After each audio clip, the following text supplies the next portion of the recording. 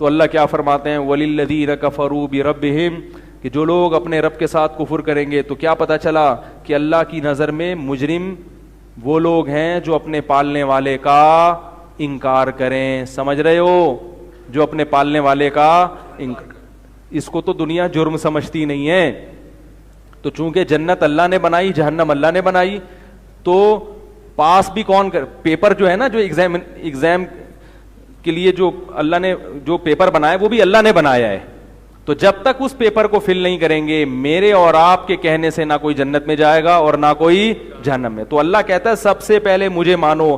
کافر چونکہ اللہ کو نہیں مانتا, اس لیے اللہ کے ہاں اس کا کوئی مقام نہیں ہے. اس کی جتنی نیکیاں ہیں, قرآن نے کہا والذین کفروا اعمالهم, جو کافر لوگ ہیں ان کے اعمال کی مثال کسراب بقیعۃ یحسبہ الظمآن ماء, فرمایا جیسے کسی سراب میں تمہیں ریت پہ پانی نظر آتا ہے, تم لالچ میں وہاں تک پہنچتے ہو تو وہ پانی اور آگے چلا جاتا ہے, وہاں پانی نہیں ہوتا, کچھ بھی نہیں ہوتا.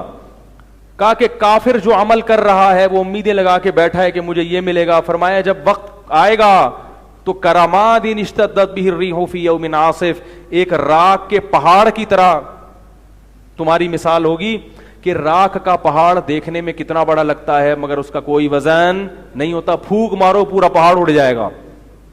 تو یہ دیکھنے کی حد تک ہے, ان کے عمل میں جان نہیں ہے, کیونکہ یہ اللہ کے لیے نہیں ہے.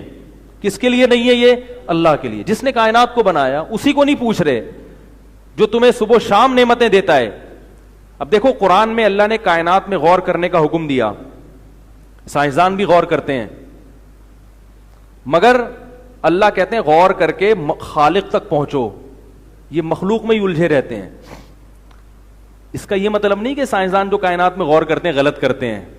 میں یہ کہہ رہا ہوں کہ اتنا کافی نہیں ہے, کائنات میں غور بھی کریں, لوگوں کی خدمت بھی کریں, لیکن خالق تک پہنچنے کی کوشش بھی تو کرو. آپ کس نے بنایا, کیوں بنایا, ان دو سوالوں کا جواب تلاش کرو. آپ وہ ہم سے کیا چاہتا ہے, اس پر کوئی بحث ہی نہیں ہے کہ وہ ہم سے کیا چاہتا ہے. وہ کہتے ہیں چھوڑو یہ مولویوں کا کام ہے, یہ مذہبی لوگوں کا کام ہے.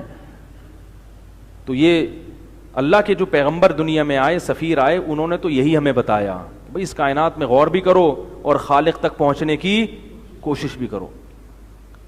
میں ڈاکومنٹریز دیکھتا ہوں بسا اوقات یوٹیوب پہ نا, مختلف قسم کی سائنسدانوں کی جو ڈاکومنٹریز ہیں, بڑی عجیب عجیب ڈاکومنٹری ہیں. یعنی جانوروں کے بارے میں آپ تحقیق کرو گے آپ حیران ہو جاؤ گے.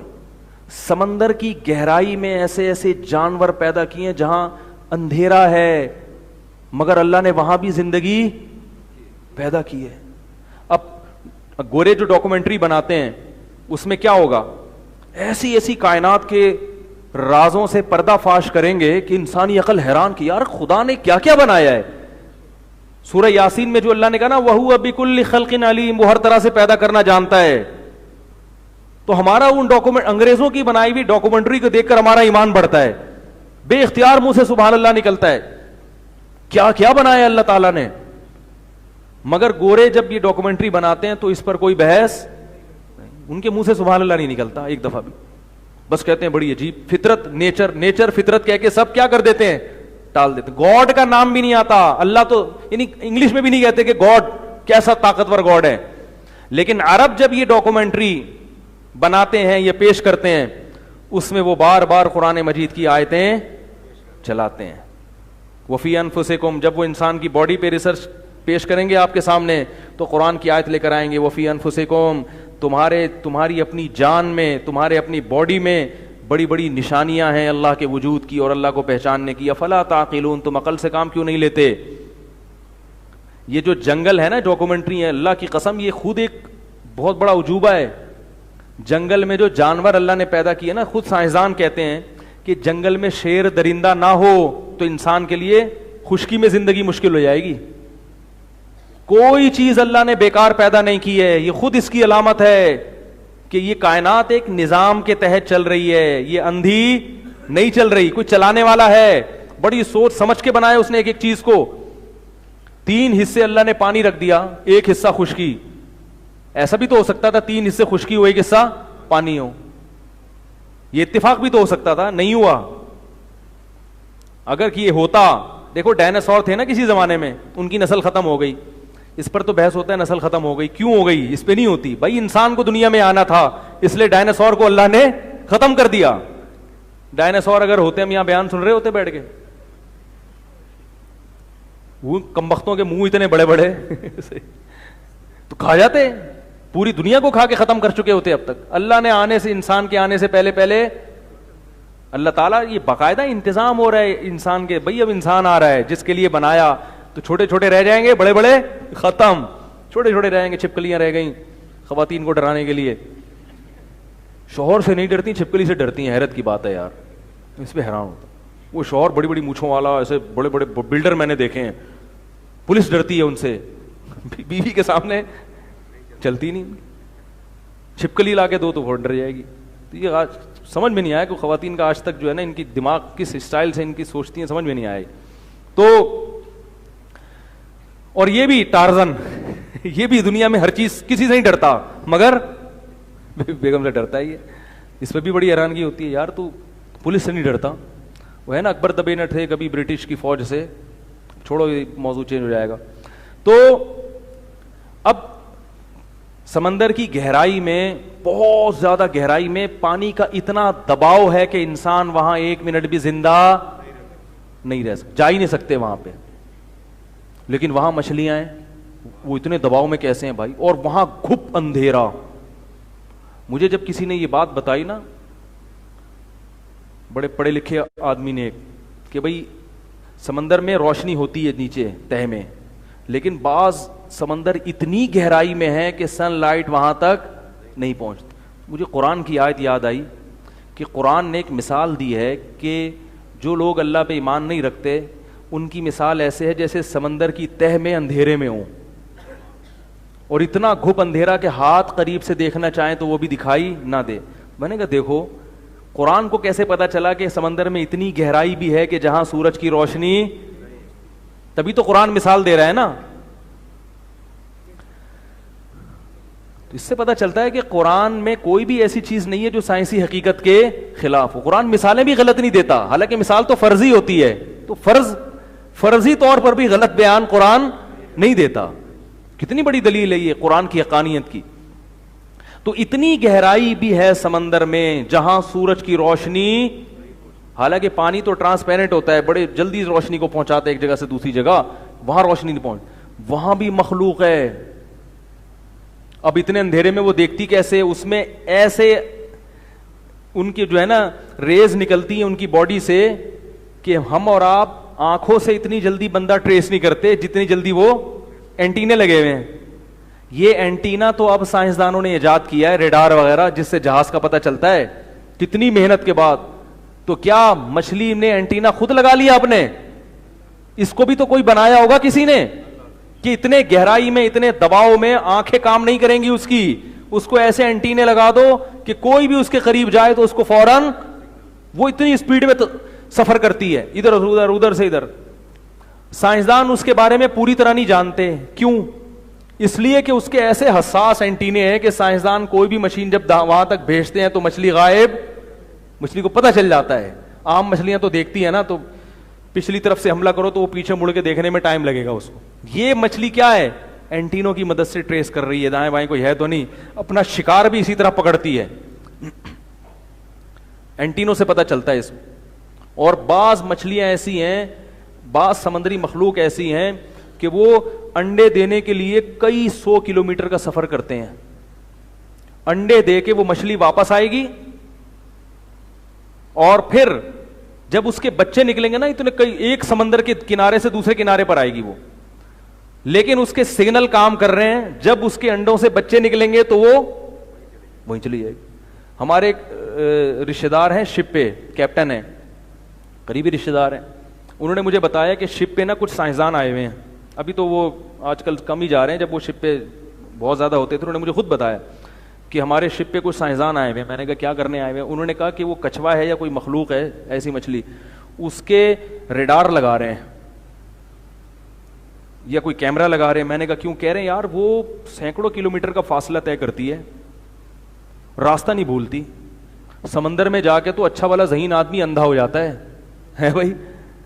میں اکثر بتاتا ہوں نا, سمندر میں تھوڑی دیر آگے جاؤ پھر نہیں پتا پاکستان کدھر ہے جاپان کدھر ہے, کچھ نہیں پتا چلتا. تبھی تو یہ ایجنٹ لوگ بیوقوف بناتے ہیں نا. وہ بتاتا تو رہتا ہوں وہ واقعہ, وہ ایک آدمی کو عمان جانا تھا نا, ایجنٹ کو پیسے کھلائے, وہ لانچ میں لے گیا, گھما گھما کے گوادر پہ اتار دیا. اب تو گوادر بن گیا, پہلے نہیں بنا ہوا تھا, ریگستان تھا. اب وہ پریشان, اس کو بولا یہیں عمان ہے, آگے جا بس نکل لے خود. تو وہ گھوم رہا ہے, اس کو ایک بندہ ملا وہاں پہ, کہہ رہا ہے یار عمان کدھر ہے؟ اس نے کہا پتہ نہیں, میں تو خود قطر میں گھوم رہا ہوں. کہہ رہے پتہ نہیں عمان کدھر ہے, میں خود کہاں گھوم رہا ہوں؟ قطر میں گھوم رہا ہوں میں تو سمندر میں جا کے کسی کو بھی بیوقوف بنا کے کہیں بھی لے جاؤ, وہ سمجھے گا میں امریکہ میں, وہیں گھماتے رہو, اندھا ہو جاتا ہے. لیکن وہ مچھلی ہے یا کچھوا ہے یا کیا مخلوق ہے, سائنسدان حیران تھے یہ کمبخت اتنے سینکڑوں کلومیٹر کا فاصلہ سمندر کے اندر کیسے طے کرتا ہے اور ٹھیک ادھر ہی پہنچتا ہے جہاں انڈے دے کے آیا یہ. تو یہ ریڈار کی مدد سے, اس کو اللہ نے ایسی ریز لگائی ہوئی ہیں کہ یہ اس کا رابطہ رہتا ہے اپنے بچوں سے, تو وہ ریز کیچ کرنا چاہ رہے ہیں تاکہ وہ ہم دیکھیں وہ کون سی ہیں, ہم بھی وہ پھر آلات میں لگائیں. یہ جو سائنسدانوں کی ایجادات ہے نا 99% یہ پہلے سے اللہ نے پیدا کی ہوئی ہیں.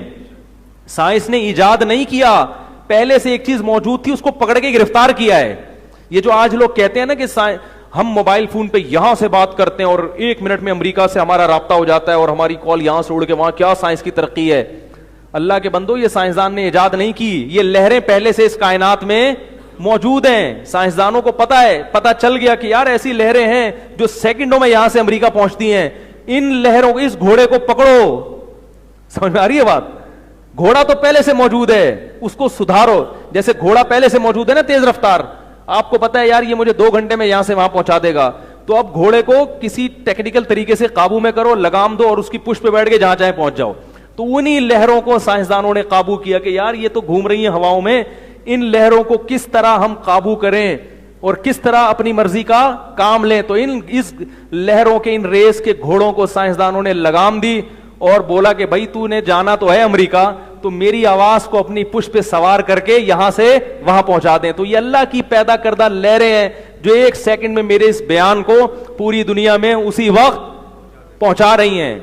تو سائنسدان موجد نہیں ہوتے, ایجاد کرنے والے نہیں ہوتے, مطلع ہونے والے ہوتے ہیں. ایک چیز پہلے سے ہے, آپ کو مل گئی, وہ نظر آ گئی. 99% چیزیں ایسی ہیں. اور یہ بھی کہ سائنسدان چلے تھے کچھ اور تلاش کرنے, مل گیا کچھ اور.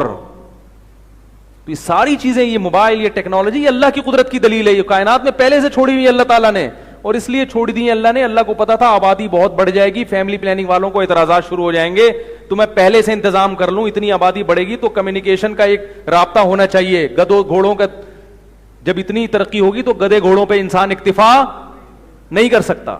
دیکھو 100 سال پہلے, 200 سال پہلے مالتھس تھا ایک یہودی, اس نے یہ نظریہ پیش کیا تھا بچے جس سپیڈ سے پیدا ہو رہے ہیں نا تو رزق ختم ہو جائے گا. اس کمبخت کو یہ پتا نہیں تھا کہ بچے تو پیدا ہو رہے ہیں لیکن زمین میں ابھی وسائل بھی, ابھی گیس اور پیٹرول کے ذخائر بھی دریافت ہونے والے ہیں. وہ سمجھ رہا تھا کہ لکڑیاں جلا جلا کے کہاں اتنے بچوں کو کھانا کھلائیں گے بھائی, اور کیسے یہ گندم پیدا ہوگی, کیا ہوگا. اس کو نہیں بیچارے کو پتا تھا کہ ابھی کائنات کے بہت سارے رازوں سے پردے اٹھنے والے ہیں. اللہ نے زمین میں پیدا کیا ہے گیس, بجلی کے ذخائر, پیٹرول, تیل, اور یہ برقی لہریں پیدا کی ہیں, ریڈیائی لہریں پیدا کی ہیں. ابھی ان پر بھی انسان ان کو بھی قابو کرنے والا ہے, ان سے بھی بہت سارے کام لے گا. تو اس لیے وہ بیچارہ وہ مر گیا. ٹھیک ہے. اور اس نے جو پیشگوئیاں کی تھی, ایک پیشگوئی بھی پوری نہیں ہوئی. بلکہ خود ماہر معیشت لکھتے ہیں کہ اس نے کہا تھا آبادی اگر اتنی ہو گئی تو لوگ بھوکے مریں گے. تو ماہرین معیشت لکھتے ہیں کہ آبادی اس سے 10 گنا بڑھ گئی ہے مگر بھوکے نہیں مرے. اگر کوئی بھوکا مر رہا ہے تو انسان کی حماقت سے مر رہا ہے, دولت کی غلط تقسیم سے مر رہا ہے, آبادی کے بڑھنے سے نہیں مر رہا. بلکہ ماہرین معیشت, گوروں کی بات کر رہا ہوں, میرے پاس ریٹرن میں حوالے موجود ہیں ان کے, انہوں نے یہاں تک لکھا کہ نہ صرف یہ کہ بھوک سے مر نہیں رہے بلکہ انسان کو اتنی بہترین خوراک اور اتنی وافر مقدار میں اتنی بڑی تعداد میں آج سے پہلے کبھی بھی نہیں ملی. رزق کے ذخائر کئی گنا بڑھ گئے ہیں. تو اس لیے بھائی یہ ساری چیزیں کس کی دلیل ہیں؟ کوئی ہے بنانے والا. لیکن ڈاکومنٹریاں دیکھتے ہیں, گوروں کی تو تعریف کرتے ہیں کہ بھائی اتنا زبردست ڈاکومنٹری بنائی, اور جس نے کائنات کو بنایا اس کے لیے ایک سبحان اللہ نہیں. اس کے بارے میں ذرا بھی نہیں سوچتے کہ یار اس کی نافرمانی چھوڑیں, اس کے سجدہ کریں اس کے سامنے, اس کے حکام کو فالو کریں. نہ نہ نہ, کریں گے ہم اپنا. میں کہتا ہوں چلو جس گورے نے ڈاکومنٹری بنائی اور جو کائنات تمہیں دکھا رہا ہے اس کائنات کے خالق کو نہیں مانتے, اس گورے سے محبت کرتے ہو جس نے اس گورے کو بنایا, اسے ہی اسی بیس پہ اس سے محبت کر لو کہ اس نے اس گورے کو. کیا خیال ہے بھائی؟ گورا بھی تو کسی نے بنایا ہے نا, جس کو آپ کہتے ہو بڑا ذہین ہے, تو یہ بھی تو خود تھوڑی بنائے تو, اور اس کو گورا بنایا, کالا بھی بنا سکتا تھا اس کو. یہ میں ان لوگوں کے لیے جو گوروں سے بہت محبت کرتے ہیں ان کے لیے خصوصی پیکج میں لے کر آیا ہوں کہ گوروں سے میں نہیں کہہ رہا کہ نفرت کرو, لیکن جس نے گورے کو بنایا اس بنانے والے سے پہلے محبت کرو. گورا بعد میں ہے, جو خالق ہے گورے کا وہ پہلے ہے. سمجھ رہے ہو؟ تو اللہ تعالی ہم سب کو عمل کی توفیق عطا فرمائے. اور اگر ان باتوں پر عمل نہیں کرتے میرے بھائی تو قرآن کہہ رہا ہے, میں نہیں کہہ رہا, ٹھکانہ بہت برا ہے, وہ جہنم کی آگ ہے. اللہ ہم سب کو اس آگ سے محفوظ فرمائے.